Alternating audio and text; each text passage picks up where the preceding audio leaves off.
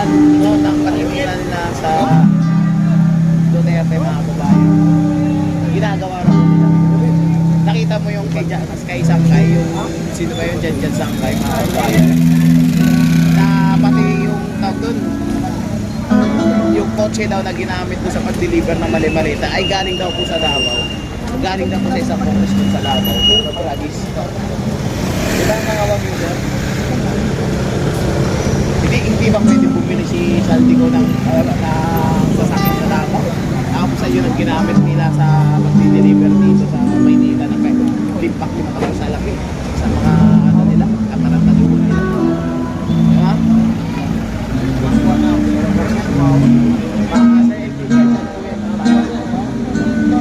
Nakalagay ito na. Ikot mo na ako.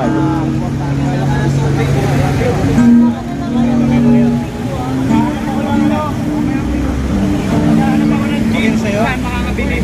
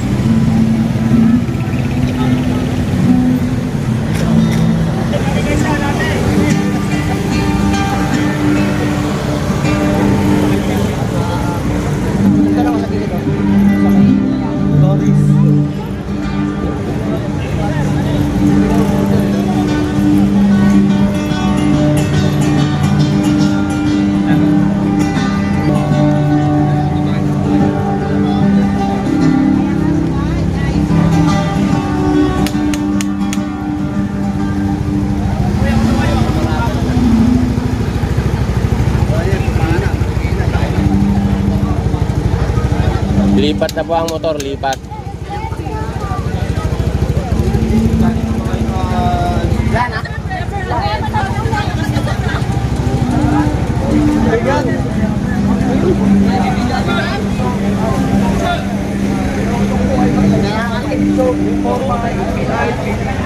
Iba't ibang Christian churches magkasama na po. Ito na yung finance. Bale nito? Kano po?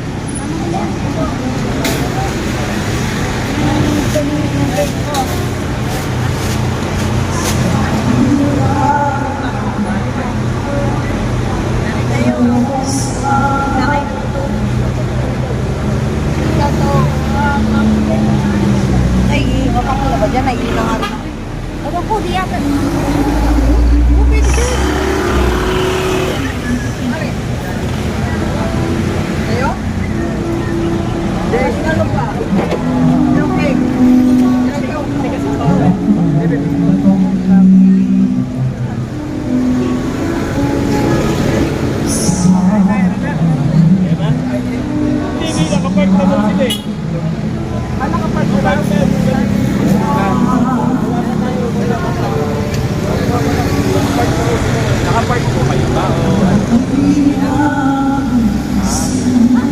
Nakapark sila po sa ano?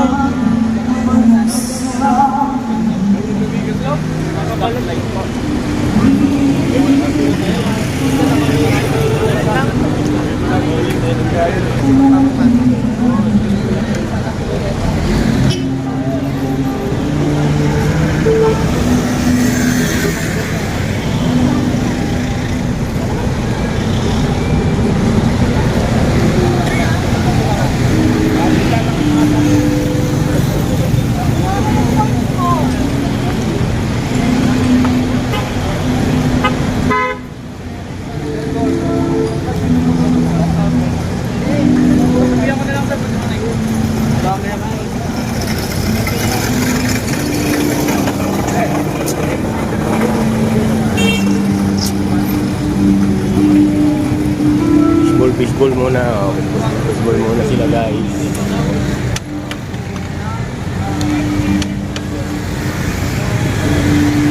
Mabenta ang fishball ngayon.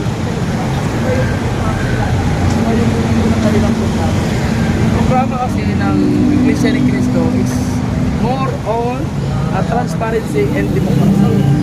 Ito kasi programa natin dito is more on Marcos design. So sila kasi hindi sila magsila ng Marcos design. Dito kasi may Marcos design. Kaya hindi pwede magsama-sama. And yung magsalita din dito, halos mga piliyo na dito naman kasi inuubig ka. May inuubig ka, may sa mga nagalit, no? At may alam ka sa isyong kalipunan ngayon. So of course you can speak out. No? Pwede ka magsalita at talaga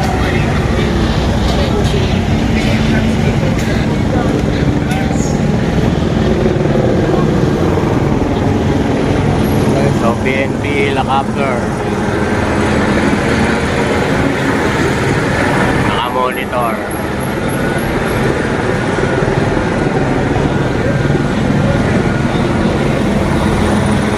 Sabay.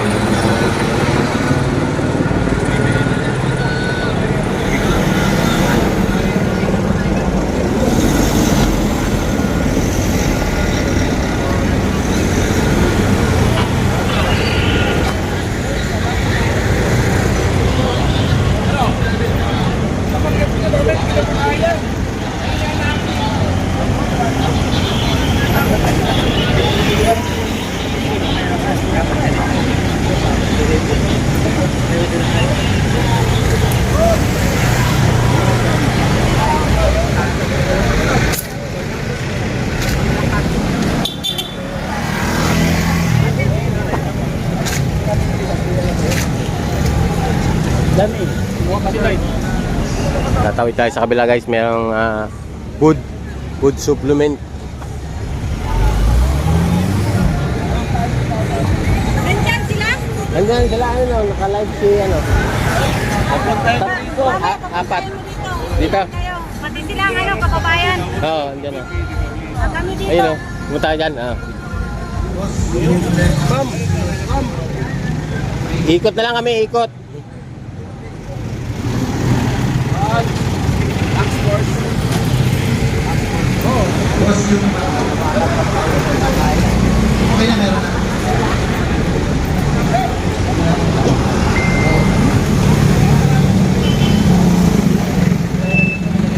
Tayo hanggang doon sa dulo guys.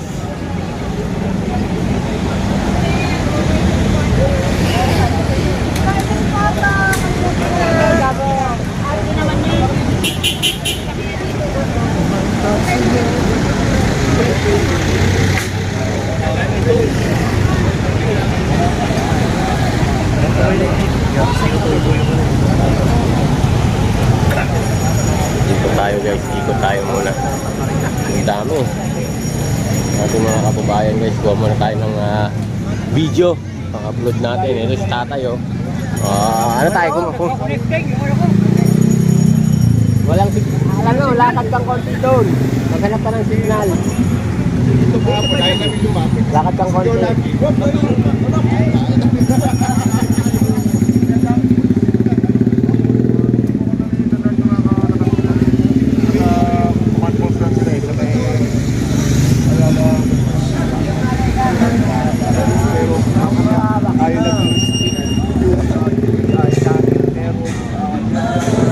Ingat kapag dumating na kayo.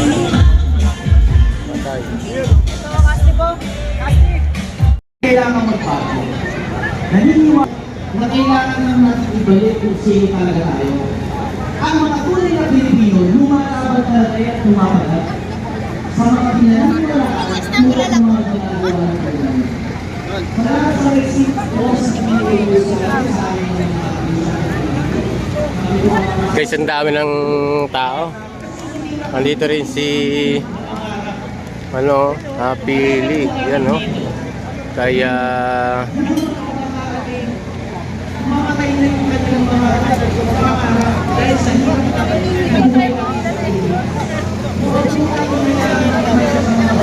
Kasi alam mo kung ano ba sila magsalita. Dapat yung klaro. Alam mo tayo.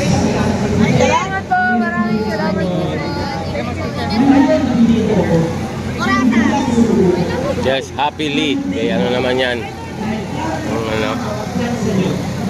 Diba, dalawa yan guys, dalawa. Ayun pa yung isa. Ang laki.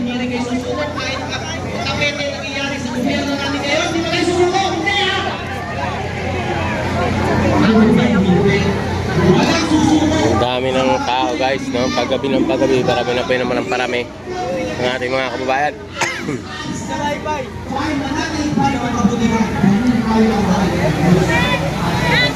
Dito naman may namimigay ng tubig. Malakad sila, tubig. May namimigay ng pagkain. Kaya kung gusto ng tubig, pagkain, ang dami po.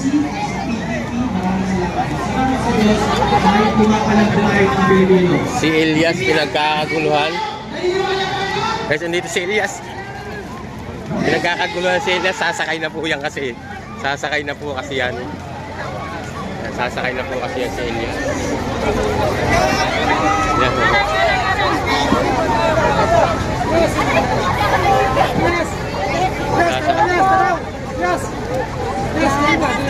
Ayan guys, si Elias, oh. Ayan, sasakay na yun. Salamat po mga Elias! Elias, thank you! Wala, sulyap lang. Sulyap lang. Sulyap mo!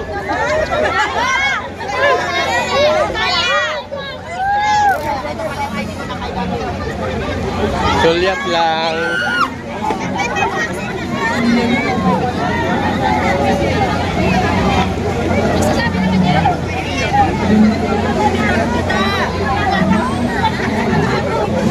Dami na ng tao guys, iba-ibang iba-ibang ano na to sektor kasi nga ano na medyo malamig na.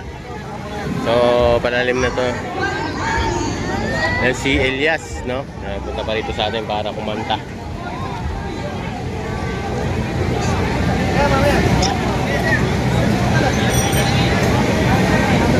Dito tayo para makita natin yung iba-ibang well guys. Yan, dito. Sayang dati.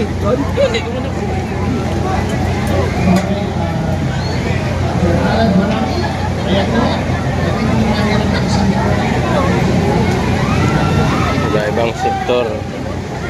Tingnan natin yung ating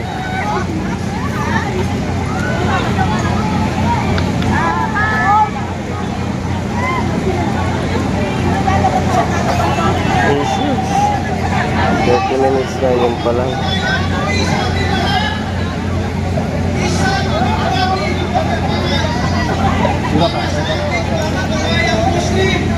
Isang malakas na takbir! Allahu Akbar! Isang malakas na takbir! Allahu Akbar! Ibig sabihin ako, Pagwakay ko talaga eh. ay tayo nagpapakila ng ating may naman. Christian man, Muslim, okay lang masabi ng Allahu Akbar! Isang malakas na Allahu Akbar! Allahu Akbar!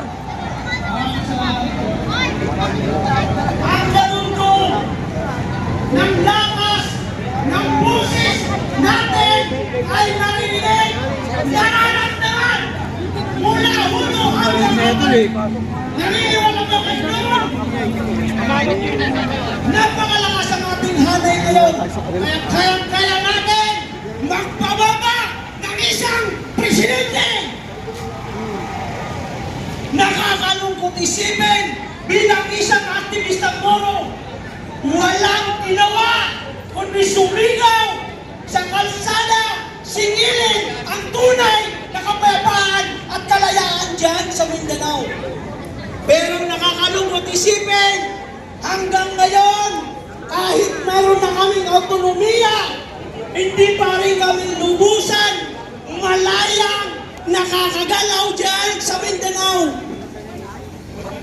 Kaya panahon na po, panagutin na natin ang mga tiwalin sa gobyernong ito.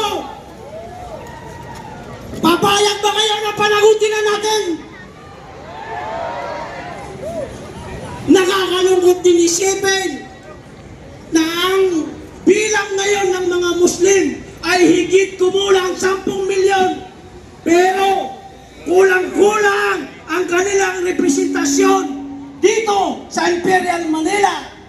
Kamakailan lamang ang isang bill dyan sa Senado sa pamamagitan ng pagkakaroon ng Muslim Cemetery. Ito ay hinatlangan ng nakaupo dyan sa Malacanang.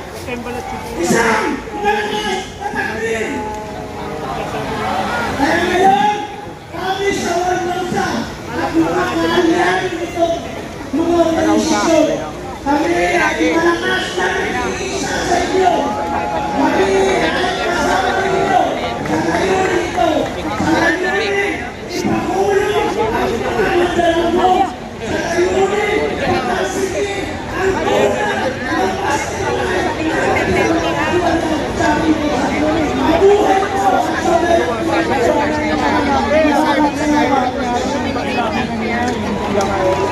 Bakit?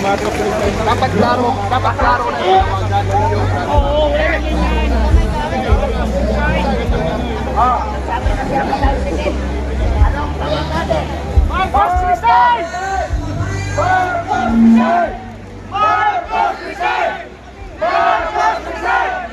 Marcos Rizal! Marcos Rizal! Marcos Rizal! Marcos Rizal!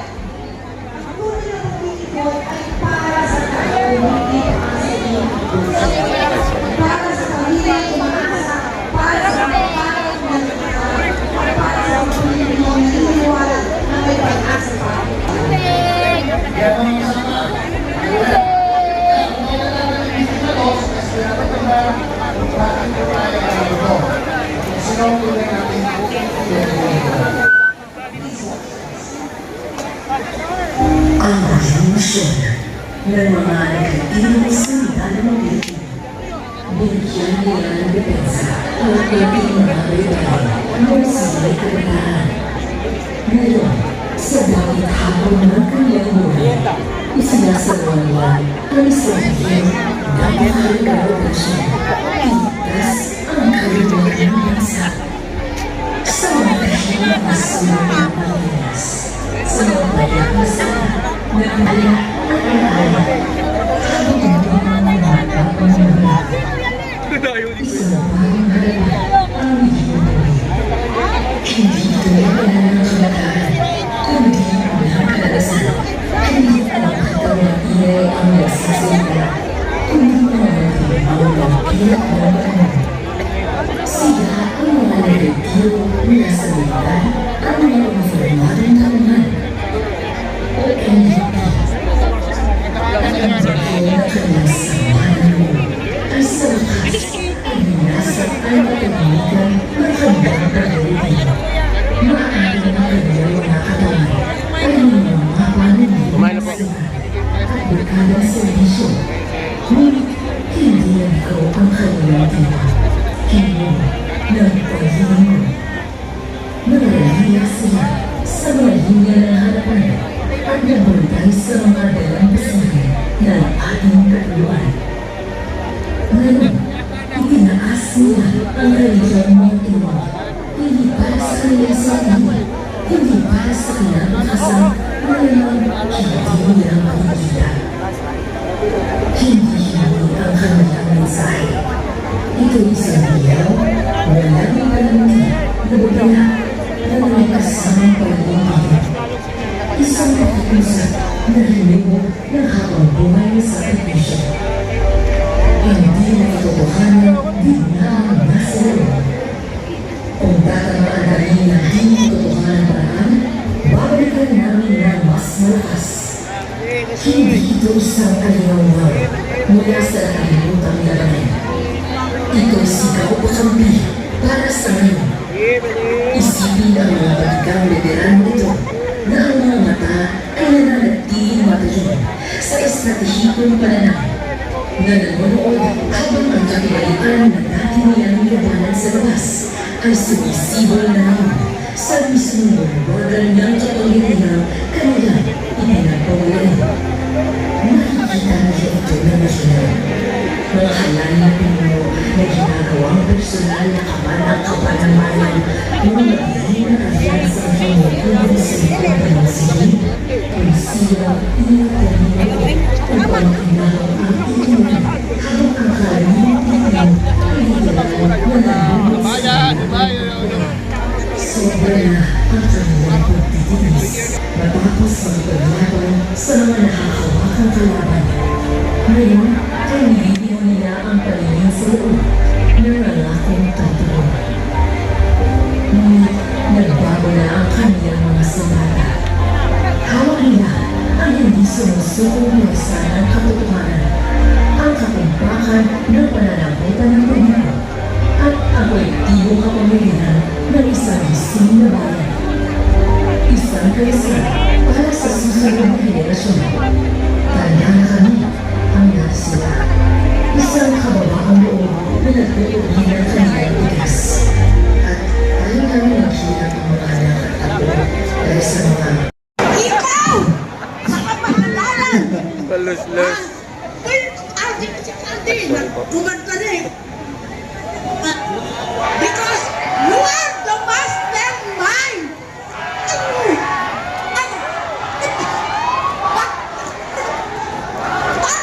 Pasultera sa landban! Hindi mo pinirmaan! Interson! Gigil si nanay. Sinabi lang ni George Duterte at saka si Duterte, kamutak na no! Pinanibig niya yung ama mo sa bayani.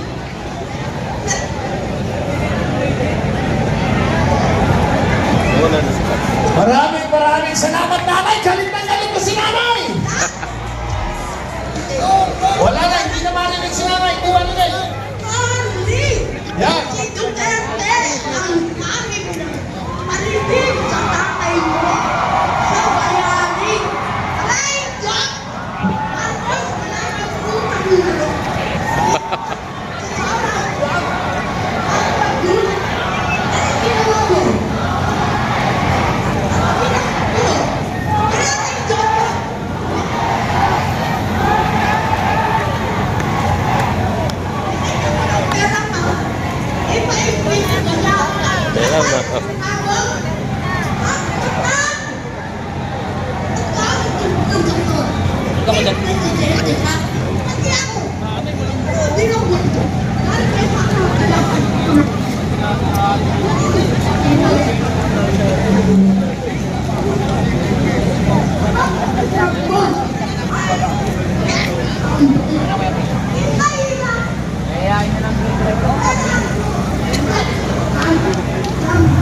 Dito tayo dadaan na.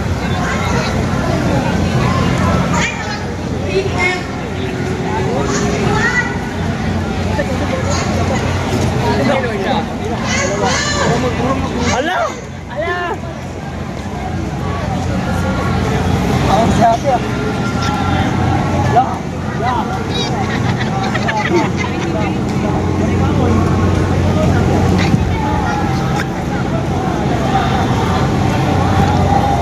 Maraming salamat, Nay. Nararamdaman ko ang inyong mga galit. Nararamdaman ng lahat ang inyong mga puso. Yes, at dito, partner. Yes, sir. Ang init ang mga tao rito.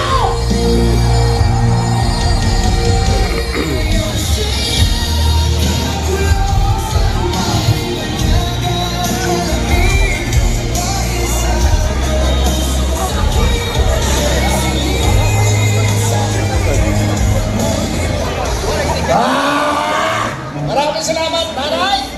Grabe si nanay. Nararamdaman ko talaga siya. Talagang sabi nga niya sa akin, sabi niya, pumunta talaga siya dito dahil galit na galit siya.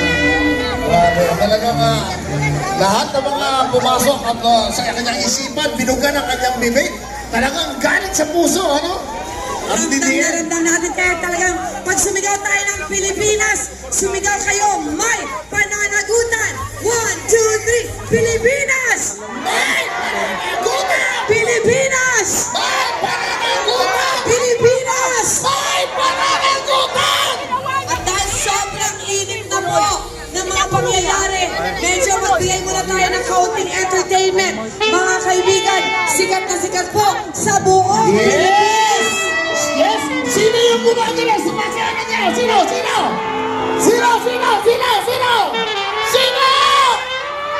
Gusto nyo na? Mga kababayan! Ibinibigay namin sa inyong harapan! Si Elias! Oy, sayaw mga buwang! Sayaw mga buwang! Sayaw mga buwang! Kayas! Tayo! Kayas! Tara! Eh! Ganyan! Asa kayas! Bawas na dragas!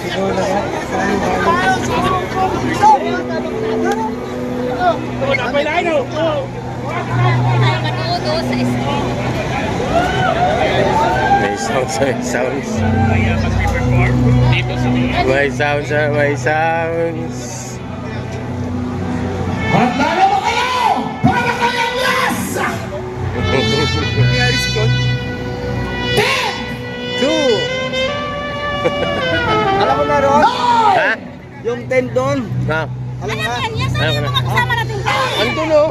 Kasi galing Doon sa labas. Doon sa labas. Saka sa loob. sinabihan ko sila kay pumunta kasi yung mga pagkain doon. Kaya nga, sinabi ko rin sa kanila, mamaya na daw. Ano na? Wala akong mamaya. Kaya nga.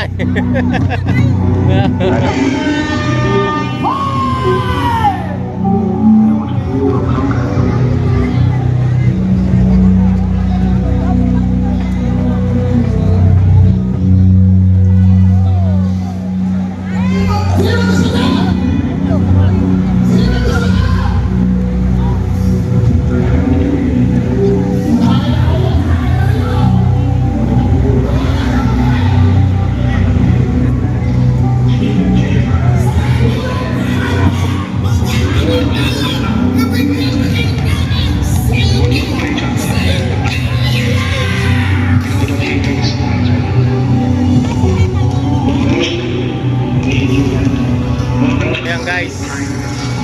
Ano? Hanggang sa dulo. Ayan guys, galing tayo doon, no? Hanggang mamaya pa tayo uuwi. Ano? Puntahan natin yung mga kababayan natin doon sa kabilang dulo. Habang nag-a-upload tayo sa isang video natin.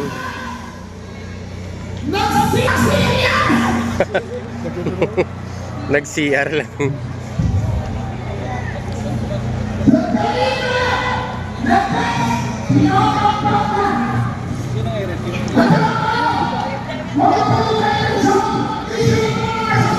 Hanggang dito po yan sa may dulo ng ating mga kababayan na yan. Oh.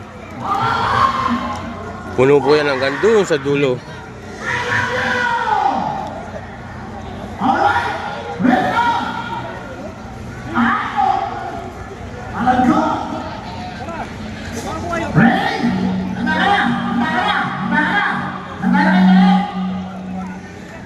Elias!